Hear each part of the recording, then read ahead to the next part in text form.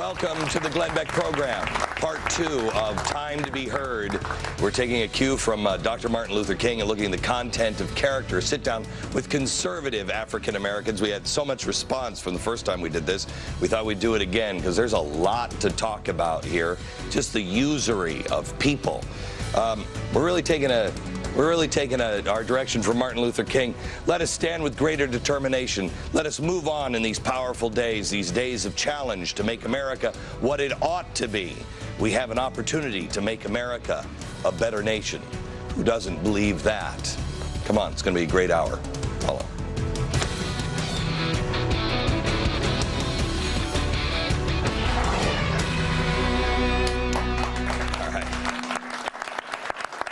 Hello, America.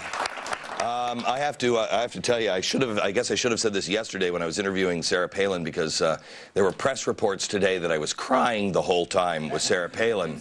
My voice was cracking the whole time and trembling. I have a really bad cold and I'm losing my voice. That's why actually Charles Payne is with me today, because he was with us on the last Time to be Heard special that we did, and I'm asking Charles that if my voice starts to, because I'm so emotional, Charles, you know, that if my voice starts to go, that Charles will step in for me just a little bit. I couldn't say that I was going to cancel the show today, because if you remember right, the last time we did this, I had to cancel because I went into the hospital with appendicitis. And then today, I'm losing my voice. I think you guys are trying to kill me. All right, so we do have Charles Payne with us. He's Fox Business Network contributor and the CEO of Wall Street Strategies. Also our first guest, Lisa Frisch. She's a writer and talk show a radio host. Newly elected Northampton Councilman Bruce Gilbert. And Liette Eaton-White. She is a political commentator for Hip Hop Republican. Welcome, all of you guys. Thank you. And of course, the audience, which you guys are never shy. You're never shy. All right, so I want to start, I guess, with the news of the day, and I'm really kind of actually sick and tired of hearing about it, and I'm getting hammered for not talking about Harry Reid. I guess I'm a racist for not talking about Harry Reid now. But personally, I think what's happened with Harry Reid is what's supposed to happen to Harry Reid. He says something stupid, he looks like an idiot, and then you move on with your life and you let the people decide. Right. Am I wrong by thinking that? No, you're right on. Well, yeah, you're absolutely right. The only thing I will say is that we all know that if it was reversed and he was a member of the Republican Party, this would be front page newspaper stuff and it would not go away. Now, to your point, I think that people are going to decide. Right now, his poll numbers are abysmal. They've gone even further in Nevada. So it looks like people are going to express their opinion on this to the stupidity part of it, but the racial aspect of it has been swept away, unfortunately, by most of the, not just the media, which we expect, but by a lot of the black leaders out there. Don't you think we're missing the point, though? I think what he did, not so much that it's racist, but what he did was he took something that was way up here historically and something that people had been dreaming about for a long time. You mean the presidency? The presidency, and that at the time Barack Obama was a senator and on his way to becoming president, and he just squashed it down and belittled it to a point where it was denigrating the Negro and the light skin. He treated it as if, not that Barack Obama was on his way to becoming president of the United States, like he was on his way to becoming Mr. Black USA or something like that. It was a serious... I think I've seen enough magazine spreads where I believe the press is trying to make it. But you see my point? It's not so much that it was racist, but the terms he used, light skin, Negro, so shallow and so disrespectful to not Obama, but the dream of the people that he was supposedly representing, black and white. He sounded like, he sounded like somebody from my grandparents' era. It was ridiculous. Would somebody come out and say, oh, look at Michelle Kwan, well, she's a very good Oriental on that gymnastics. Yeah. You don't do that. And not only that, and not only that, just the notion of a Negro dialect. We have a very bad habit of associating the way people speak with their race. we're giving the way people speak racial equivalents, and that's Well, foolish. yeah, There's no though, such some thing as people would talking say white or that he was talking being black. honest about that. You know, listen, if someone calls your house and they're a telemarketer, sometimes you'll say, you know, I think that was a black guy who called me or wasn't. Well, wait. There's a difference between... But it's an assumption. I don't think America is going to elect somebody who speaks Ebonics, but I don't think that anybody's going to elect somebody who's like, yeah, my name's Jeffro, and I'm going to come on up. Right, exactly. But the one way you can interpret it, though, Glenn, is that not that President Obama said that it was a compliment to him. It could have been a diss to all the other blacks, the dark-skinned blacks, the blacks who may not speak perfect English. No. And in that respect, I think a lot of people should be offended. But the reason why it wasn't a compliment to him, because not once, if he wanted to compliment our president or anybody else, you talk about who they are, their character. Well, yeah, it their had nothing to do with content and character. Absolutely. Not one word Well, think about why that was statement meaningful. was made. Think about the timing of that statement. It's somewhat convenient.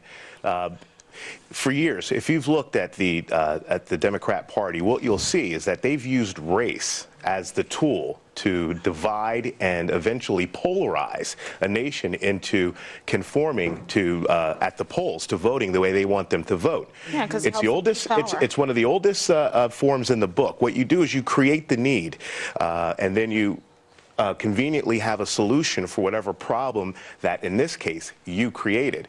Now, I don't see racism here as the issue. I see the relevance here as race being used as, once again, a tool to divide and conquer the nation. And I think the timing of the whole thing was rather convenient in a smoke and mirrors fashion. Who thinks that it was also not only an insult to Barack Obama or to the African-American community, but also an insult to the American people? Oh, that's absolutely. exactly what I think. Absolutely. I mean, it's an the assumption society that is America won't It vote for belittles someone the who's dark voter. skin. Credit. It Give makes us more them credit. seem small enough to think that they would let something like that affect their wherewithal when it comes to going It's to an the polls. extension of what they really think, and it exposes how they're incapable of looking beyond a person's character. And one thing I wrote about is if they can't do that for a man who is on his way to becoming president of the United States, how can they do it for each one of us in this room? Well, it was elitist. I mean, that's, let's put it that way, too. It really was that sort of elitist. There are only certain kind of people that can lead this country. That's why Well, they're doing Sarah the same Palin thing. wasn't qualified. I was just going to say they're doing the same thing with Sarah Yeah. Palin. Well, Exactly.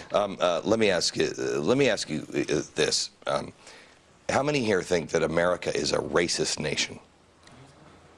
You do. One. Hello. How many people here think that America is a good nation that does have some racist in it? Every Well, nation obviously, is a good nation with racism. With racist in it. I mean, And there's good and bad but you- people everywhere. but you think that we are a racist nation?